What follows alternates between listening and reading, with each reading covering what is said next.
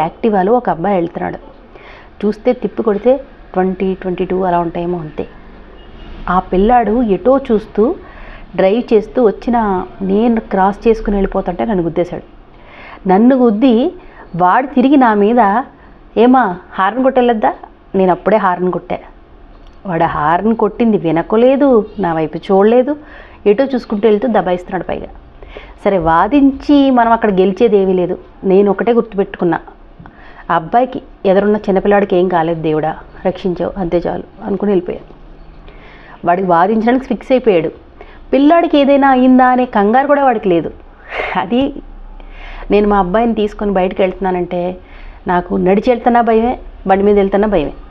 వాడు ఎక్కడ పడిపోతాడో, ఎక్కడ ఏమైనా జరుగుతుందో, ఎవడు ర్యాష్గా వస్తాడో.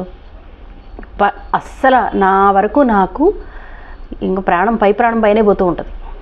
అయితే నేను చెప్పేది